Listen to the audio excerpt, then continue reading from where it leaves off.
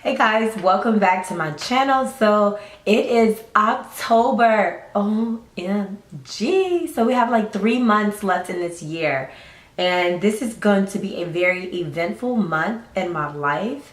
October is always eventful for me. So I have been sick all week long. I am just now trying to get my voice back. Yesterday I had my voice, but I've been sick. And I have to tell this story just so you guys can know where I'm going with this video. So last Sunday, so today is Sunday. So last Sunday, I felt fine. I worked out and it was like at the end of the day, I just felt really, really lightheaded and like I was gonna pass out and I started throwing up. So Monday morning, I got up to get dressed for work and I said, I cannot do this. Like I felt extremely bad. So I ended up going to the doctor. He didn't really see anything wrong with me, but he was just like, let me just give you some, medicine, help like with congestion. I was like, this is not congestion. My voice is from throwing up. Like I get really lightheaded and then I just start throwing up. My blood pressure was extremely low, but he didn't really give me anything to treat it. So Tuesday come, I'm taking the medicine that he's giving me, still not feeling better. Wednesday, I wake up and I'm feeling a lot worse. So now I'm coughing at this point. I could barely talk. I had no voice, like laryngitis. It was like I was straining my voice to talk and go back to the doctor. And I was like, I'm coughing really bad at nighttime. I think I have pneumonia, I have the flu. All of that came back like negative. I'm sick as a dog. Negative. My blood pressure is a low. I'm like 90/40, about to pass out. So she gives me something in the office to elevate my blood pressure, in which we got it up to like 110 over something. So I felt better. Like immediately I just start feeling better once my blood pressure elevated. So anyway, so she ended up giving me different meds to take, and so I started taking them. But anyway, the long story short, like I have been sick as a dog all week, like been in bed, and I got up yesterday morning and I knew this breast cancer awareness program was coming. My sister and one of our high school best friends have been planning this. This is the second year for it. My sister is a guest speaker. She helped facilitate and put this together with our friend. Her husband is now the pastor of my dad's church. So they worked really hard on the program. So anyway, so I had to be the guest speaker yesterday for the program, and I really did not think that I was going to be able to do it because, like I said, I've been so sick. And so yesterday morning was like the first day I got really dressed and out of the bed, and I forced a personality, which I'm so glad. And I woke up, I had a voice. I was like, please let me just have a voice to talk. And my entire way to the program, because I had to drive, and it started at 9, so that means I had to be on the road by 7 to get there for like 8:15 to help set up and everything. And the whole way there, I was just like, give me strength, give me strength. I mean, like I just really felt like I just wanted to turn around, because like when you're ill, all you want to do is just rest. Your body just wants to rest. But I said all of that to say is that I was listening to my body, because any other time I just would have just forced myself to go to work. I would have forced myself to get things done. And I did force myself to do the breast cancer awareness program, which is very near and dear to me and my sister. And I'm so happy that I did it. So I'll have pictures that I'll be inserting throughout this video. But I want to talk to you guys about breast cancer. Breast cancer awareness. As you guys know, my mom passed away. She was diagnosed with breast cancer December the 9th, 2011.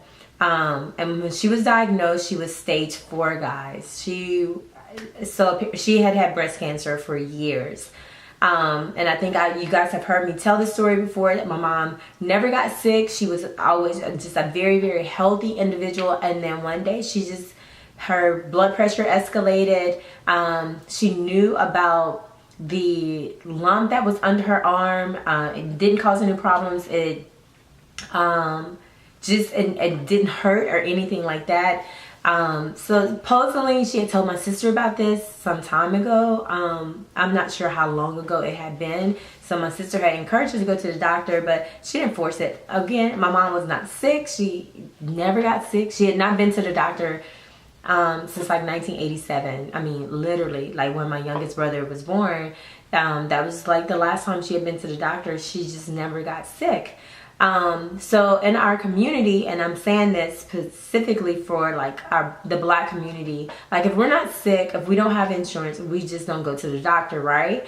So, but that shouldn't be the case. We should go regardless if it's just a well checkup.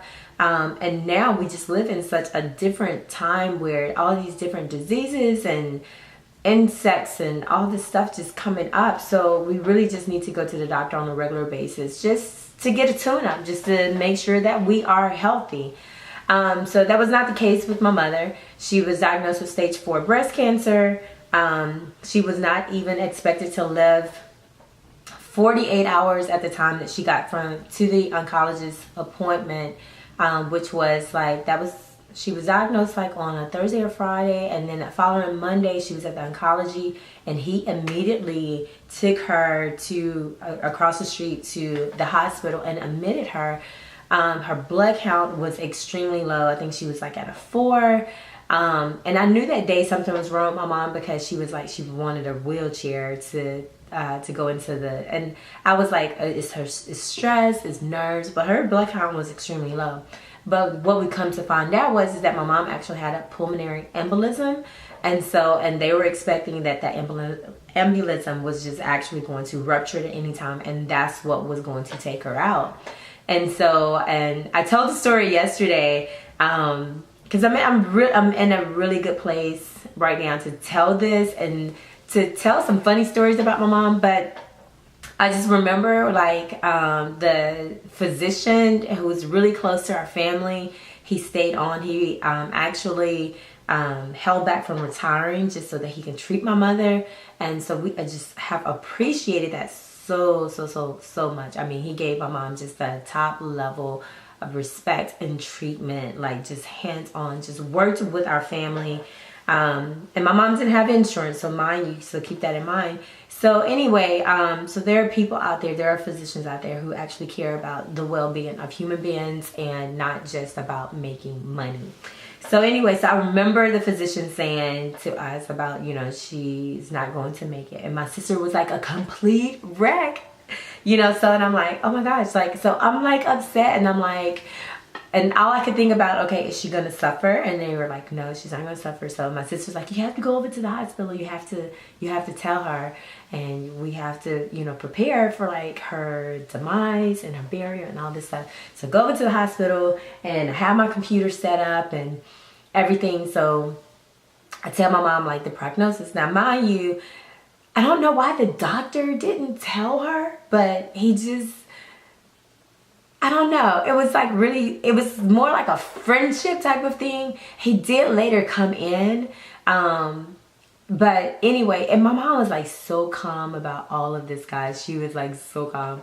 So anyway, so I go to the hospital, I have my computer open, and I'm going to take notes and everything. And I was like, so mom, you have embolism and you're going to die. Like, and I'm laughing about it, but I'm thinking about it. My mom probably wanted to choke me when I said it. I was like, you're probably going to die within the next 48 hours. And, do you have life insurance? Where do you want to be buried? And do you want a funeral? And all this stuff. So at that time is when we start discussing like her not being here. And so of course it was hitting hard for me, but I was in such work mode because my sister and my siblings, everybody, my family was like a total wreck. And so here I am, my powerful militant personality is just like shining through.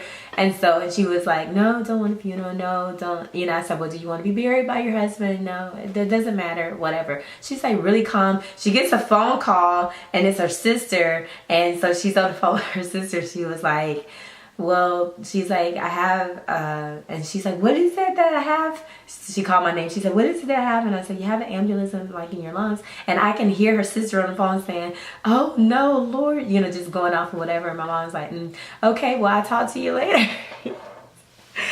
So at this point in my mom's life, I think she knew something was wrong. She knew it was not good. And I think she was at peace with everything, guys. And it was just informing us and letting us be a part of that transition and that journey, and be able to help her transition from where she was like this very wonderful, vibrant, outgoing woman, onto her own business, had her own restaurant, very well known in her community. I mean, everyone just loved my mother. And I look back on it now and I was like, sometimes I would get like so frustrated because I come home and like people in my house and I'm like, okay, well, this is community property. But what I was conveying yesterday throughout the program is that sometimes the journey is not for the individual that is diagnosed with breast cancer or diagnosed with a terminal illness. Sometimes that journey is for us. My mother did not want chemotherapy. She did not want radiation. My mom really did not want any treatment. And she only did it because of me and my sister. Because we were like, Mom, if you don't, you know. And so we were blessed to have her right at 2 years of her diagnosis, when she was given like 48 hours. And then here's the kicker. The whole embolism thing just kind of disappeared. It like went away. There was like no sign of anything. And yeah, my mom had some other health issues that happened, but the whole embolism thing was not even a factor anymore. But the journey, I saw my mom change tremendously throughout the treatment.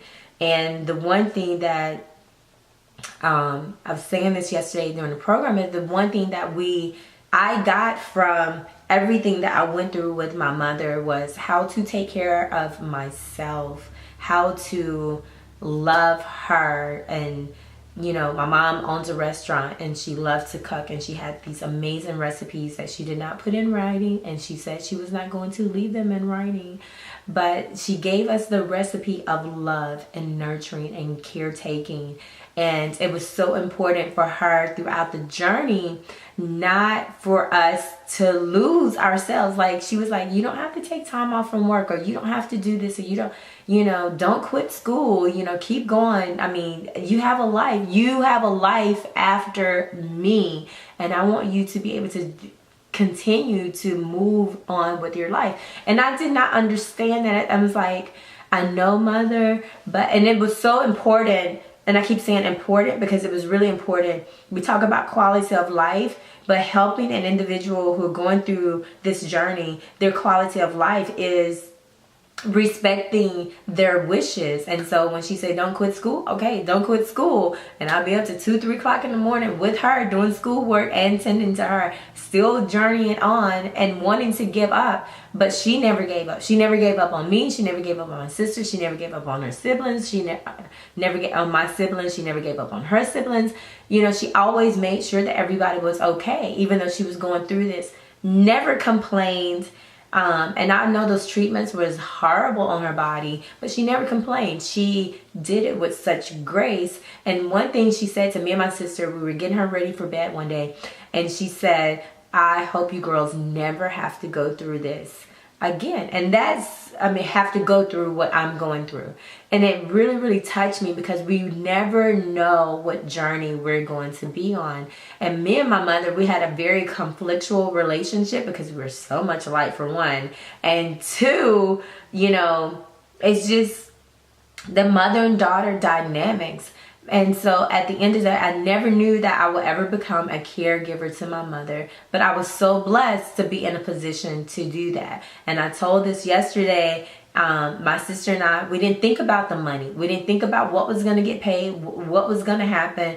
Our main focus was taking care of her and making sure that she was happy, she had what she needed, and everything else around it'd be taken care of. Because you can get another house, you can get another car, you can get another significant other, you can get another purse or physical things, you can get any of that, but you can never get another mother. So that was like our primary reason. Now, we face a lot of caregiver burnout and stress, and that all of that is normal. Again, we got the diagnosis. It was very quick, and then we got a diagnosis that she wasn't going to live past 48 hours, and then we had these other journeys like with the strokes and the metastasis and all of this stuff. So we were like in working mode from day one.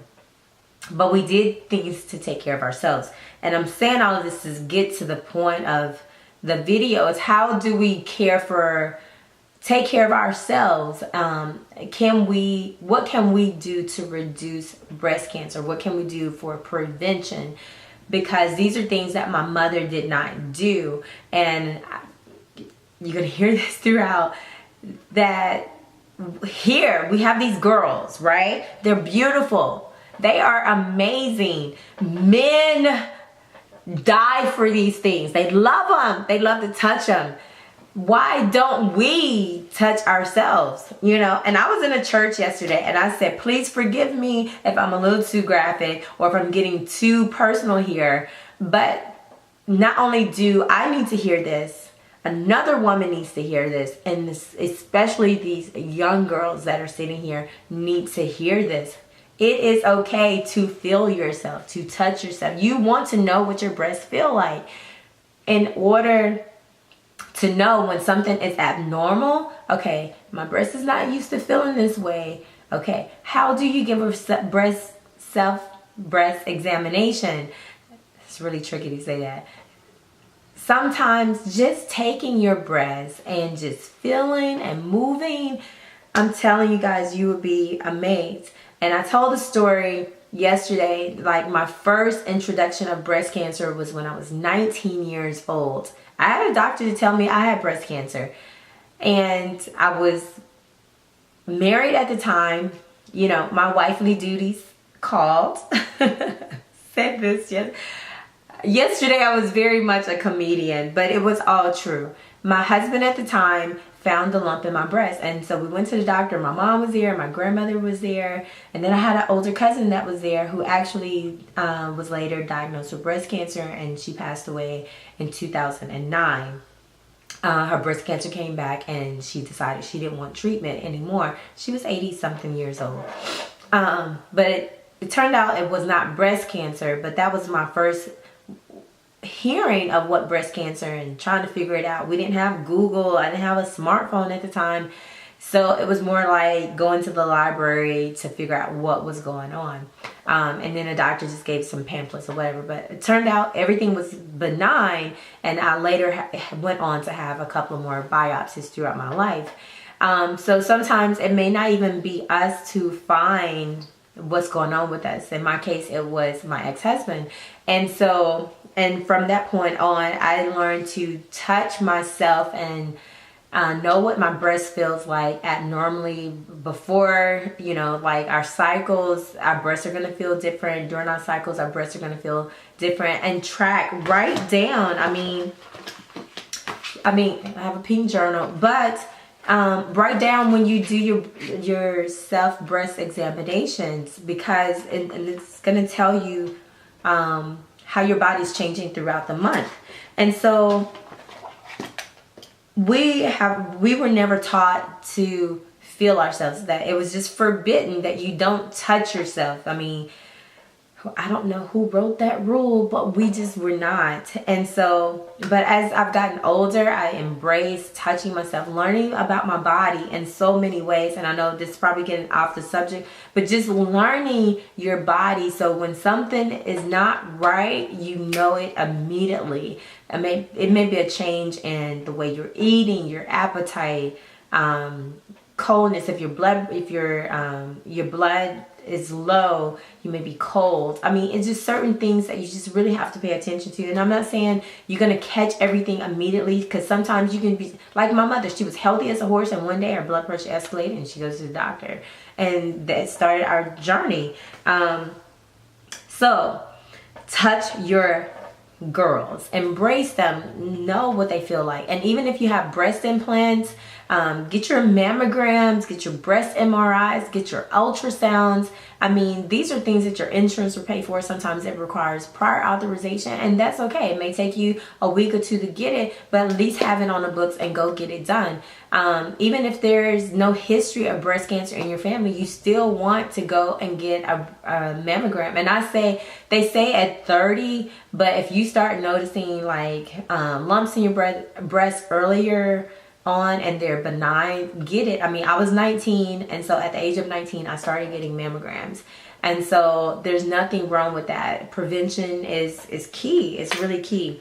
So I want to talk about some things to help with prevention, and I made some notes, and I've touched on some of these things already. But first of all, you want to eat a healthy diet. So this doesn't mean you go completely vegan, or you don't eat cooked food. I mean, some people do those things, and that's fine. I'm not knocking that holistic approach as food and nutrition, but you want a healthy diet. You want lots of fiber in your diet. You want fruits and vegetables. You want to eat as less amounts of processed foods as possible.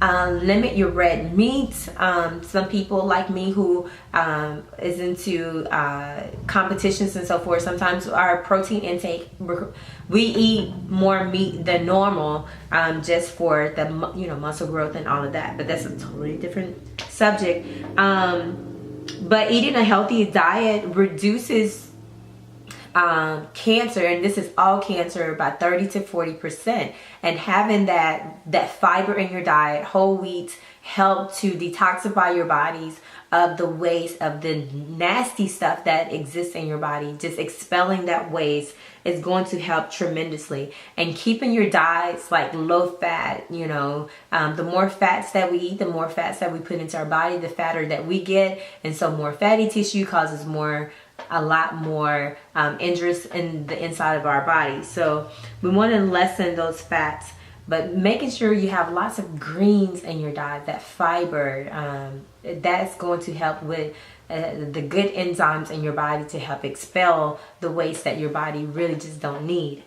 Exercise and physical fitness. Oh my gosh, this is like so key, guys. So key. So exercise, physical fitness, here we're looking at a 20 to 30% decrease in breast cancer just because of being physically fit. And again, I talked about this on yesterday. Anything that causes your heart rate to get up 120, 140. Some people get their heart rates up really, really high and then come down. That's good. So when you're doing that, so you got physical fitness, and I'm going to include sex into that because sex is actually physical fitness as well. It's getting your heart rate up. And so you got physical fitness, you got your sex, okay? So you're looking at your stress level. These things are decreasing your stress levels because when you get your heart rate up there, your body releases like a happy hormone that makes you feel extremely high, right? So, and we like that feeling. That's why a lot of people are engaged in high intensity sports or risk-taking sports, football, running, jogging, exercise. I love leg workouts. For me, put me on such a high. It makes me feel really good.